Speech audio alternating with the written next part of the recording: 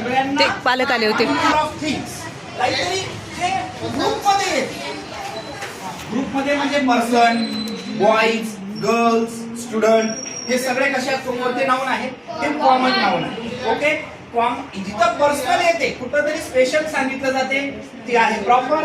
जिथं वेगवेगळ्या पद्धतीनं ग्रुपमध्ये ज्या काही गोष्टी सांगितल्या जातात त्याला काय म्हटलं जाते? कॉमन. आता कॉमनच्याच रिलेटेड कोणतं नाऊन आहे? कलेक्टिव्ह. त्याला समुदायवाचक असं म्हणतात.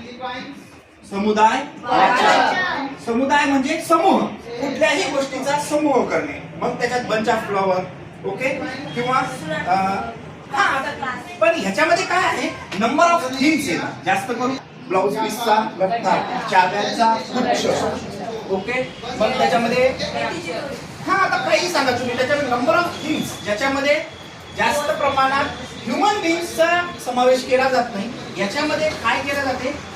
वेगवेगळ्या गोष्टींचा किंवा वेगवेगळ्या, आपण त्याला काय म्हटलेलं आहे? इकडे 5 घटक आपण सांगितलेले होते. पर्सन, थिंग्स, सिटी आणि प्लेस नाही, ओके. हे सगळे ह्याच्यातलं नंबर ऑफ थिंग्स, वस्तूंचा जिथं जास्त संचय दाखवला जातो त्यावेळेस कोणतं नाऊन तयार होत असते? कलेक्टिव्ह नाऊनशीच related material noun. Collective noun म्हणजेच काय? तर एखाद्या वस्तूंचा समूह. पण एखादी स्पेशल वस्तू जिथं आपण दाखवतो ज्याच्यामध्ये प्राण नाही, अशी कुठलीही निर्जीव वस्तू, त्याला काय म्हटलं जाते? मटेरियल. ओके. मटेरियल. आता मटेरियल म्हणजे काय? तर ज्या गोष्टीमध्ये प्राण नाही, निसर्गातील ज्या निर्जीव वस्तू आहेत त्या सगळ्यात कशामध्ये कन्वर्ट केल्या जात असतात? मटेरियल. त्याचा ज्या ज्या गोष्टी तुम्हाला दिसतील डोळ्यासमोर, ओके, मग काही प्राण असल्याची अनुभूती देतात. पेन चालतो, पण ओरिजिनली पेन चालतो का? नाही. आपण त्याला कुठली तरी फोर्स वापरतो. फॅन चालतोय, फॅन्सला पण कुठली तरी फोर्स वापरतो. म्हणजे निर्जीव वस्तू काही काही वेळेला सजीव वस्तूंचं काम करत असतात, पण त्या काही ओरिजिनली सजीव नसतात. त्या कुणाच्या तरी फोर्सने चालत असतात, तरीही त्या कशामध्ये कन्वर्ट केल्या जातात? मटेरियल. आता जो 5वा प्रकार आपण त्या दिवशी बघायचा राहिलेला होता तो आहे कंपाऊंड. Compound noun. कंपाऊंड म्हणजे काय? एखाद्या गोष्टीला काहीतरी दाखवणे. 2 गोष्टी जिथं एकत्रित येतात, ओके. ज्या वेळेला 2 नाऊन, 2 वेगवेगळे वर्ड किंवा एक नाऊन एक वर्ड असं एकत्र येऊन एक तिसरंच कुठलं तरी नाऊन तयार होत असतं, त्यावेळेला कोणता नाऊनचा प्रकार तयार होत असतो? Compound noun. For example class, आता प्लस रूम लावा, टीचर लावा, काही करा, ओके.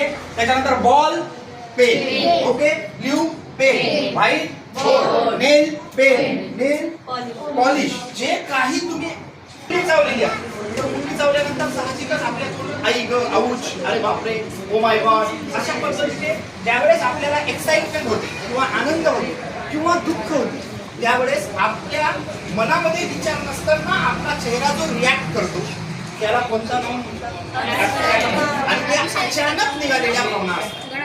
मॅच जिंकली, जिंकल्याबरोबर शेवटच्या बॉलला 6 रन पाहिजे होते आणि त्यांनी जोरात शॉट मारला. इकडे शॉट पोहोचण्याच्या अगोदर आपण इकडे काय करतो? ओरडतो. यस. का?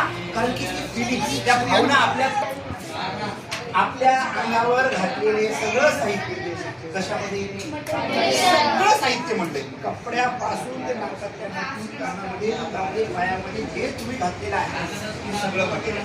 घराचं बांधकाम चालू आहे, आपले आई वडील काय म्हणतात? बांधकाम चालू आहे पण अजून मटेरियल आलेलं नाही, मटेरियल आलेलं नाही. का? कारण की त्याच्यामध्ये रेती, गिट्टी, वाळू जे काही निर्जीव आहे, निसर्गातील जी वस्तू तुझ्या डोळ्यासमोर दिसेल त्याच्यामध्ये काय नाही, जीव नाही. जेव्हा मारल्यानंतर काय लागत? कारण की ती वस्तू निर्जीव आहे.